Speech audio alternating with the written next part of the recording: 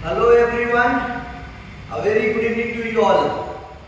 I hope that you all are doing well, you all are studying so well and harder than hardest. In this video today, I shall be talking about the LGBTQ rights, a very heated topic. LGBTQ rights. LGBTQ, the constitutional position of LGBTQ members, their rights, their right to profess, their right to enjoy their sexual orientation, इस पे आज हम लोग बात करेंगे कि LGBTQ का मामला पूरा क्या है और आज भारत में इस मुद्दे को लेकर के सुप्रीम कोर्ट का क्या स्टेटस है और लोगों के बीच में क्या ख्याल है इसके बारे में एलजीबीटीक्यू राइट्स को लेकर। सबसे पहले मैं आपको यह बताना चाहूंगा कि जो लोग इस मुद्दे को एकदम नहीं जान रहे वो इसको ऐसे समझिए कि एलजीबीटीक्यू हमारे ही समाज के, हमारे ही लोगों के बीच में से कुछ लोग हैं जिनका सेक्सुअल ओरिएंटेशन अलग है, हमारे और आपके बीच में ही, और उनकी संख्या भी काफी है, कम नहीं है। तो उनके राइट्स के बारे में हम लोग बात करेंगे कि उनका भी जो लोगों का परसेप्शन है उनके प्रति वो क्या है और सुप्रीम कोर्ट का जजमेंट क्या है इस रिगार्ड। एलजीबीटीक्यू, एल से लेस्बियन, जी से गे, बी से बाइसेक्सुअल, टी से ट्रांसजेंडर, क्यू से क्वीर और आई से इंटरसेक्स। एक टू है, टू का है टू स्पिरिट्स। ए से है असेक्सुअल। सारे तरह के राइट्स जनरली लोग लेस्बियन और गे समझते हैं।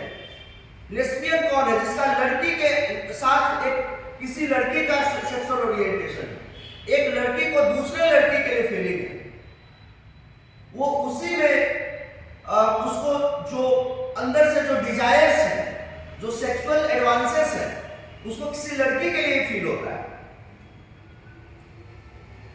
लड़का का लड़के से, गे, उसको अपोजिट जेंडर में इंटरेस्ट नहीं है, लड़का को लड़के में ही इंटरेस्ट है।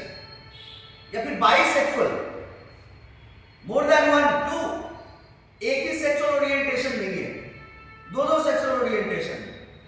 ट्रांसजेंडर आप सब लोग जान रहे हैं, ट्रांसजेंडर को आप सब लोग जान रहे हैं कि दे don't have, say they are not either male और the female, they are considered to be the hermaphrodites, having person having both the sexes। Transgender को लेकर के है। तो अलग अलग असेक्सुअल, इंटरसेक्स, अलग अलग पॉइंट्स हैं जिसको कि सब को लेकर के हम लोग समझेंगे कि एलजीबीटीक्यू का मामला क्या है। मैं एक लॉयर हूं और पिछले लगभग 8.5 सालों से मेरी प्रैक्टिस है। 8.5 सालों से मैं प्रैक्टिस कर रहा हूं और मेरे पास कितने क्लाइंट्स ऐसे आए हैं जो कि एलजीबीटीक्यू में है, जिनका इंटरेस्ट, जिनका सेक्सुअल ओरिएंटेशन इसी के अंदर फॉल करता है। बहुत सारे जो बॉयज स्कूल हैं जहां पर आपको बहुत सारे लोग ऐसे मिल जाएंगे जिनका लड़का को लड़के से ही प्यार है। बहुत सारे गर्ल्स स्कूल हैं इंडिया में जहां पर आपको बहुत सारी लड़कियां ऐसी मिलेगी। अगर आप इंटरनली जाकर के बात करिए, ऊपर से भले ना पता चले, आप इंटरनली जाकर के पता करिए, आपको पता चलेगा कि लगभग हर क्लास में इस तरह के केसेस हैं। हर स्कूल की भी बात नहीं कर रहा मैं, हर क्लास में लगभग इस तरह के केसेस हैं जहां पर लड़कियों को लड़कियों से ही प्यार है। लेकिन समाज इस बात को अभी भी एक्सेप्ट नहीं कर पाया है। समाज को लगता है कि ये तौहीनी वाली बात है कि अगर मेरा बेटा गे हो गया, मेरी बेटी लेस्बियन हो गई और वो चाह रही है कि मैं लेस्बियन से ही के साथ ही रहे, एक मेरा बेटा गे है जो किसी गे के साथ ही रहे, तो ये बात पेरेंट्स को नामंजूर है। उनको लगता है कि हमारी इज्जत हाथ में मिल जाएगी, हमारी इज्जत खराब हो जाएगी, हमारे घर में कोई आना नहीं चाहेंगे, कोई शादी विवाह में नहीं आना चाहेंगे, कोई रिश्ता नहीं जोड़ना चाहेंगे, कोई फंक्शन अटेंड करना नहीं चाहेंगे। लेकिन इन सारे चीजों के बीच में दब क्या जाता है, तो एलजीबीटीक्यू के राइट्स। जो इस तरह के लोग हैं जिनका सेक्सुअल ओरिएंटेशन इस तरह का है, उनके राइट्स, उनके माँ बाप के सूडो रेपुटेशन के नीचे उनके राइट्स दब जाते हैं। आप बात समझ रहे हो? उनके राइट्स दब जाते हैं। वो समझ नहीं पाते कि मेरे साथ क्या हो रहा है। जब उनके पेरेंट्स ही उनको नहीं समझ पाते हैं, जब उनके घर वाले ही उनको नहीं समझ पाते हैं, तो उनको समाज कितना समझेगा। सोसाइटी आज भी, जो इंडिया की सोसाइटी है, वो इस बात को एक्सेप्ट नहीं कर पा रही। जबकि इनफैक्ट सुप्रीम कोर्ट आज से कुछ साल पहले 2018 में Navtej Singh Johar versus union of India, Navtej Singh Johar जो कि एक डांसर थी, मतलब है, Navtej Singh Johar versus union of India के केस में कॉन्स्टिट्यूशनल बेंच का फैसला है। CJI at that time was the great honourable mister justice Deepak Mishra sir, was also part of that constitutional bench. तो उसमें फैसला आया जिसमें सेक्शन 377 को, major part of section 377 was decriminalized. Consensual sex was decriminalized, even including the homosexuals. Lesbian अगर lesbian के साथ intercourse कर रही है, गे के साथ इंटरकोर्स कर रहा है, तो ये एक ऑफेंस नहीं है। Section 377 by a constitutional bench of Supreme Court was decriminalized. हाँ, कुछ पार्ट्स अभी भी क्रिमिनल हैं, जैसे कि बेस्टियलिटी अभी भी क्रिमिनल ऑफेंस है। तो लेकिन जो मेजर पार्ट था उसको हटा दिया। इसके बाद भी एलजीबीटीक्यू, उस दिन का प्रदर्शन याद करिए, उस दिन के आप अखबारों की प्रतियों को देखिए, तो आप पाइएगा कि all the people, the thousands of people, they were waiting outside the Supreme Court, LGBTQ के लोग, and they all were celebrating that it is their victory, it is their triumph. उनको मजा आ गया था कि आज हमारे अधिकारों की जीत हुई है और अब से हमें सारे राइट्स मिल जाएंगे। They all were celebrating, hurrah! They all were in, say, on the top of the world, over the moon. They all were celebrating कि आज finally the curtain has been taken off. Frog has come out of the basket. लेकिन इसके बाद उनको लगा था कि समाज में उनको स्टेबिलिटी मिलेगी, समाज में उनको रेस्पेक्ट, रेपुटेशन, वो सारा कुछ मिलेगा जो कि एक आम आदमी को मिलता है जिसका सेक्सुअल ओरिएंटेशन अपोजिट जेंडर के साथ होता है। लेकिन अभी भी उनको नहीं मिला, अभी भी उनको नहीं मिला।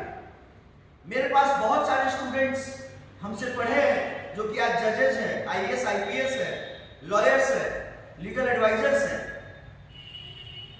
बहुत लोग, उसमें कुछ लोग ऐसे भी रहे जो कि हमें आकर के उन्होंने बताया कि वो, उनका सेक्सुअल ओरिएंटेशन लेस्बियन वाला है या गे वाला है, बताया, हमें बताया, लेकिन वो समाज में नहीं बोल सकते थे, वो अपने पेरेंट्स को तक नहीं बता पाए।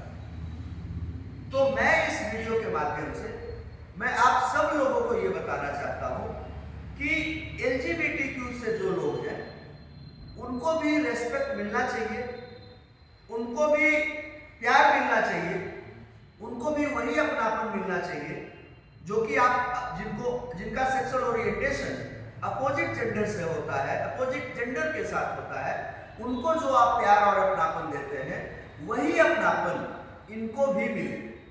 और सिर्फ डिक्रिमिनलाइज नहीं किया जाए, सेक्शन 377 को आपने डिक्रिमिनलाइज कर दिया, लेकिन शादी, इनके शादी का स्टेटस क्या है?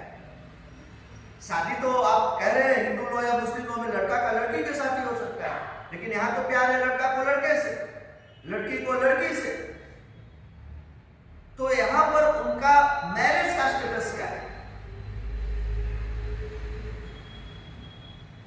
पारस दीवान इतने बड़े ऑथर हैं हिंदू लॉ के, फर्स्ट लाइन क्या लिखा हुआ है मैरिज के चैप्टर पे?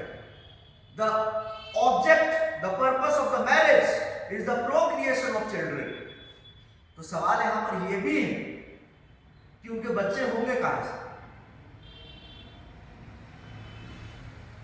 क्रोमोसोम का बैलेंस कैसे बनेगा? क्योंकि यहां पर तो अपोजिट जेंडर्स है नहीं।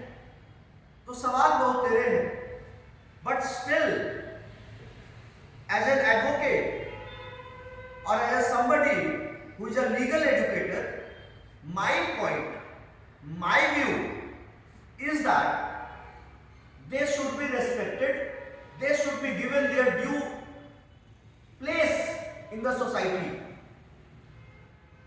उनको समाज में वही इज्जत मिलनी चाहिए जो बाकी लोगों को मिलती है। उनको पेरेंट्स वही प्यार दे जो अपने बाकी बाल बच्चों को देते हैं।